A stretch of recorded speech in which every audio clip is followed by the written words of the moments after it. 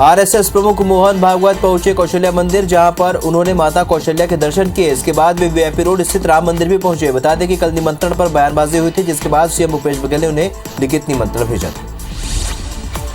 छत्तीसगढ़ के कैबिनेट मंत्री कवासी लखमा ने मुख्यमंत्री भूपेश बघेल को छत्तीसगढ़ का भगवान कहा है। उन्होंने कहा कि मुख्यमंत्री भूपेश बघेल हर समाज को तवज्जो देते हैं। हरियाली से लेकर उन्होंने छठ पूजा और आदिवासी विश्व दिवस तक की भी छुट्टी दी है, इसलिए पूरे देवी देवता मुख्यमंत्री भूपेश बघेल के सर पर चढ़े हुए हैं, इसलिए वे छत्तीसगढ़ के भगवान हैं। कैबिनेट मंत्री कवासी लखमा ने आरएसएस पर निशाना साधते हुए कहा कि कौशल्या मंदिर और राम अनुगमन पथ बनाने से मोहन भागवत के पेट में दर्द हो रहा है, उनकी भी जल्द छुट्टी हो जाएगी। उधर बीजेपी पर भी लखमा ने चुटकी लेते हुए कहा कि नारायण चंदेल और दूसरे बीजेपी नेताओं की आपस में नहीं बनती। चंदेल के निशाने पर बृजमोहन अग्रवाल और रमन सिंह हैं और ये आपस में ही निपट लेंगे, हमें कुछ करने की जरूरत नहीं है।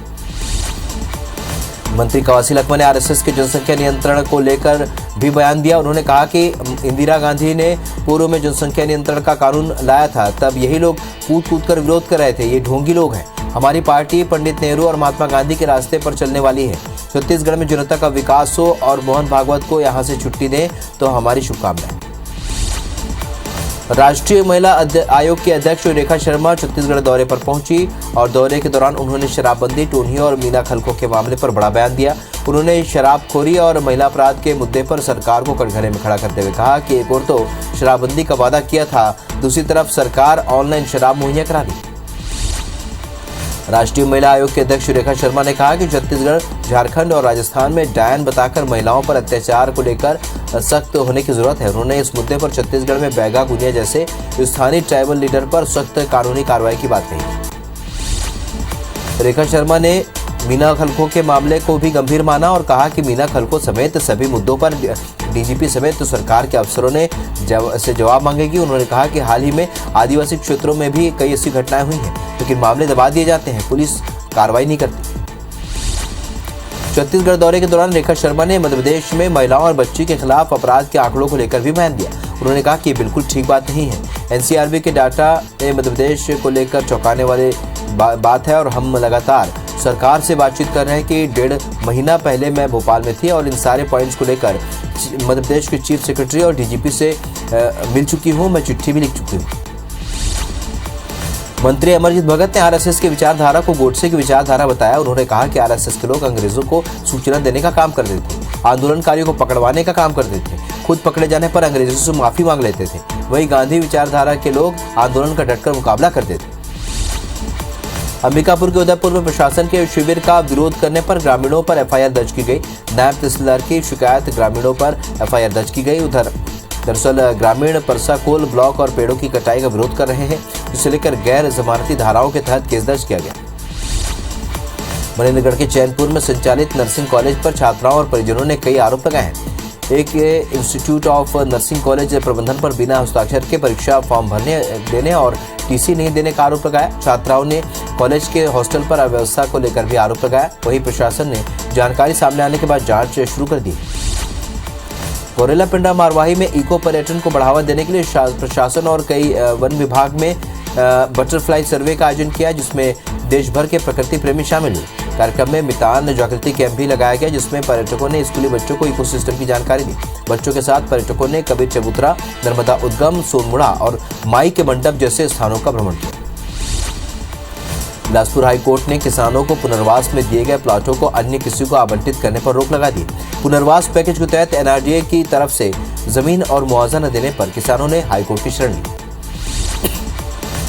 विभागीय पदोन्नति के मामले में शिक्षकों की याचिकाओं पर बिलासपुर हाईकोर्ट में सुनवाई हुई, जिसके बाद हाईकोर्ट ने स्कूल शिक्षा सचिव से शपथ पत्र के साथ जवाब मांगा है। 22 शिक्षकों ने स्कूल शिक्षा विभाग से में राज्य शासन के 2019 में जारी पदोन्नति नियम को चुनौती दी है।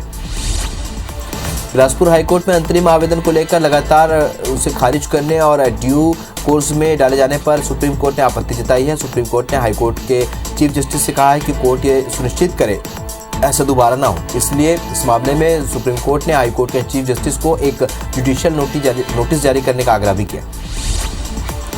बेमेतरा जिला कोर्ट ने हत्या के एक आरोपी को उम्र कैद की सजा सुनाई है, साथ ही 1000 रुपए का जुर्माना भी लगाया है।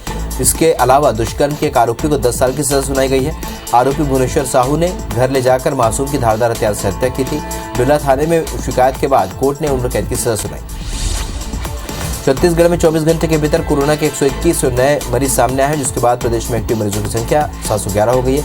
वहीं 122 मरीज डिस्चार्ज हुए हैं। मौजूदा पॉजिटिव दर 1.61% है। 24 घंटे में करीब 7,520 लोगों के सैंपल लिए गए। भिलाई में डेंगू का खतरा कम होने का नाम नहीं ले रहा है। भिलाई में फिर से डेंगू का कंफर्म केस मिला है। सेक्टर 10 की 10 साल की बच्ची संक्रमित पाई गई है। मैक एलाइज टेस्ट में डेंगू की पुष्टि हुई है। इसके बाद स्वास्थ्य विभाग की टीम अलर्ट मोड पर आ गई। भिलाई के बाद अब दुर्ग में भी डेंगू के मरीज मिलने लगे हैं। दुर्ग में डेंगू के 3 नए मरीजों की पुष्टि हुई है। इनमें 2 बच्चे भी शामिल हैं। तीनों मरीजों का सेक्टर 9 अस्पताल में इलाज चल रहा है। छत्तीसगढ़ में 2 दिन से लगातार बारिश का दौर जारी है। 2-3 जिलों को छोड़कर पूरे छत्तीसगढ़ में रुक रुक कर बारिश हो रही है। मौसम विभाग ने पहले ही कहा था कि देश में मानसून अंतिम चरण में एक बार फिर रफ्तार पकड़ सकता है। मौसम विभाग के मुताबिक बंगाल की खाड़ी के ऊपर बन रहे कम दबाव के चलते उत्तराखंड, उड़ीसा, बिहार, दिल्ली और उत्तर प्रदेश में भारी बारिश हो रही है। छत्तीसगढ़ में बारिश को लेकर मौसम विभाग ने अलर्ट जारी किया है। मौसम विभाग के मुताबिक प्रदेश के कई हिस्सों में आज भी बारिश की संभावना है। कई जगह हल्की से मध्यम से, कुछ स्थानों पर गरज चमक के साथ छींटे पड़ने की संभावना है। उत्तर छत्तीसगढ़ में भारी बारिश की संभावना है। भानुप्रतापपुर शहर के रहवासी सुअरों से परेशान है। सुअरों की टोली खेतों से लेकर बाजारों में उत्पात मचा रही है। शिकायत के बाद नगर पंचायत के कर्मचारियों ने सुअरों को पकड़ने की कोशिश तो की, लेकिन वे नाकाम रहे। ऐसे में रहवासियों ने सुअर शूट आउट अभियान चलाने की मांग की। कबीरधाम में खैरचिट्टी गांव के समिति प्रबंधक की लापरवाही से कई किसान परेशान हैं। समिति प्रबंधक ने किसान क्रेडिट कार्ड का 18 लाख रुपए लोन लेकर बैंक में जमा नहीं कराया। इसके चलते किसान खाद बीज नहीं ले पा रहे हैं। कलेक्टर से गुहार के बावजूद समस्या जिसकी तस बनी हुई। किसानों ने समिति प्रबंधक पर कार्रवाई की मांग की। बेमेतरा के नवागढ़ में बीजेपी महिला मोर्चा ने शराब दुकान का घेराव किया। साथ ही शराब सरकार को लेकर शराबबंदी के लिए किए गए वादे को भी याद दिलाया। ये प्रदर्शन भाजपा महिला मोर्चा जिला महामंत्री मधु राय के नेतृत्व में हुआ। घेराव से पहले नवागढ़ चौक से शराब दुकान तक नशा मुक्ति अभियान के तहत जोरदार नारेबाजी की गई। साथ ही बैनर, पोस्टर और तख्ती लेकर रैली भी निकाली गई। कल रात करीब 9 बजे से रायपुर में गणेश विसर्जन की झांकियां निकलनी शुरू हुई, जो कि सुबह तक चलती रही। बाजे गाजे के साथ भक्त पूरे उत्साह से विसर्जन में शामिल हुए। रायपुर में रात भर रुक रुक कर बारिश होती रही, लेकिन आस्था का सैलाब रात भर उमड़ता रहा और भक्तों के उत्साह में किसी तरह की कोई कमी नहीं है। रायपुर में गणेश विसर्जन के दौरान सड़कों पर कम से कम जाम हो, इसलिए नगर निगम ने मालवीय रोड में झांकियों के रूट पर सामान रखने वाले व्यापारियों के खिलाफ कार्रवाई की।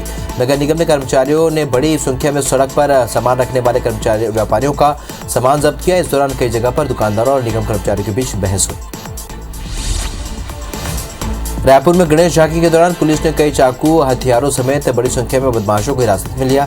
साथ ही उनके पास से चाकू और दूसरे कई हथियार भी जब्त किए। इस दौरान देर रात मौधापारा इलाके में चाकूबाजी की घटना भी सामने आई, जिसमें घायल को अम्बेडकर अस्पताल में भर्ती कराया गया, जहां उसकी हालत स्थिर बताई जा रही है। साथ ही 3 बदमाशों को हिरासत में लिया।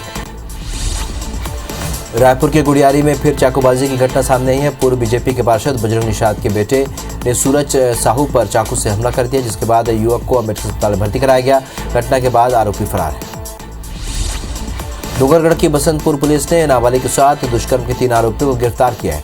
आरोपी ने डोंगरगढ़ इलाके में पीड़िता को शराब पिलाकर वारदात को अंजाम दिया था। एक आरोपी पीड़िता का परिचित था, जिसने योजना बनाकर साथियों के साथ दुष्कर्म किया। राजनांदगांव जिले के डोंगरगढ़ में झांकी दिखाने का झांसा देकर नाबालिग से रेप का मामला सामने आया है। मामले की शिकायत पीड़िता ने थाने में की है, जिसके बाद पुलिस ने 3 आरोपियों को गिरफ्तार कर लिया। सरगुजा में युवक की पिटाई का वीडियो वायरल हो रहा है। दरअसल युवक चाकू दिखाकर दादागिरी कर रहा था और इस बीच ग्रामीणों ने उसे पकड़ा और उसकी जमकर पिटाई कर दी। युवक बतौली के चिरंगा में प्रस्तावित एल्यूमिना रिफाइनरी प्लांट का कर्मचारी बताया जा रहा है। बता दें कि ग्रामीणों ने प्लांट संचालक पर धमकाने का आरोप भी लगाया है और हालांकि IBC24 इस वायरल वीडियो की पुष्टि नहीं करता। बालोद में शराब पीकर ड्यूटी करने वाले प्राचार्य और शिक्षक पर जिला शिक्षा अधिकारी ने कार्रवाई की। बीते दिनों बैठक में प्राचार्य ने नशे में अपशब्दों का प्रयोग किया था। सीओ ने प्राचार्य पर कार्रवाई के लिए DPI को प्रस्ताव भेजा। वहीं टेकापारा में पदस्थ शिक्षक को भी नशे में छात्रों की पिटाई के आरोप में निलंबित किया गया। जशपुर के तपकरा इलाके में पुलिस ने गांजे की एक बड़ी खेप पकड़ी है। लावाकेरा चेकपोस्ट पर पुलिस ने गांजा तस्करों को धर दबोचा। जानकारी के मुताबिक उड़ीसा के झारसुगुड़ा से काफी मात्रा में गांजा लाया जा रहा था। गांजे को कुनकुरी इलाके में बेचने की तैयारी थी। जशपुर जिले में कुनकुरी पुलिस ने पड़ोसी राज्य उड़ीसा से नशे का कारोबार करने वाले 4 बदमाशों को गिरफ्तार किया है। आरोपियों के पास से 5 लाख की कीमत का गांजा भी जब्त किया गया है। बदमाशों ने पुलिस को चकमा देने के लिए अपनी कार पर मानव अधिकार ट्रस्ट और ग्राम प्रधान के स्टिकर लगाए थे। बलरामपुर जिले के रघुनाथ नगर थाना इलाके में बुजुर्ग महिला की हत्या के मामले में पुलिस ने उसकी बहू को गिरफ्तार किया है। आरोपी बहू का जादू टोनर के शक में सास के साथ विवाद हुआ था, जिसके बाद बहू ने वारदात को अंजाम दिया था। भिलाई पुलिस ने 2 शातिर चोरों को गिरफ्तार किया है, जिन्होंने अपने ही दोस्त के सूने मकान में चोरी की वारदात को अंजाम दिया। पुलिस ने आरोपियों के पास से चोरी किए हुए सोने चांदी के जेवरात बरामद किए हैं, जिसकी कीमत 5 लाख से भी अधिक बताई जा रही है। जगदलपुर में अज्ञात चोरों ने शराब दुकान को अपना निशाना बनाते हुए लाखों रुपए पर हाथ साफ कर दिया। सूचना मिलते ही पुलिस मौके पर पहुंची और मामले की जांच शुरू कर दी है। चोरों ने पहचान छुपाने के लिए दुकान में लगे सीसीटीवी कैमरे के हार्ड डिस्क की भी चोरी कर दी। बरवाही में वन विभाग का काम करने वाले मजदूरों का वेतन रोक दिया गया है। वन विभाग ने मजदूरों से पौधारोपण और गौठान का काम कराया था, लेकिन डीएफओ से शिकायत के बावजूद रेंजर ने वेतन नहीं दिया, जिसके बाद मजदूर इंटक कांग्रेस के जिला अध्यक्ष के साथ डीएफओ कार्यालय पहुंचे। इसके बाद डीएफओ ने 1 हफ्ते के भीतर वेतन भुगतान का भरोसा दिलाया और रेंजर पर कार्रवाई की बात कही। दुर्ग के खोपली गांव में नहर में डूबे युवक की लाश एसडीआरएफ ने ढूंढ निकाली है। युवक का शव घटनास्थल से 3 किलोमीटर दूर बरामद हुआ। दरअसल सेल्फी लेने के दौरान युवक का मोबाइल नहर में जा गिरा था, जिसे निकालने के लिए उसने नहर में छलांग लगा दी और तेज बहाव में बह गया। डोंगरगढ़ के चिचोला पुलिस चौकी क्षेत्र के कमला राइस मिल में अचानक आग लग गई, जिससे मिल में रखे लाखों के बारदाने जलकर खाक हो गए। वहीं सूचना पर पहुंची फायर ब्रिगेड की टीम ने तीनों गाड़ियों और स्थानीय लोगों की मदद से आग पर काबू पा लिया। आग लगने के घटना में कोई जनहानि नहीं।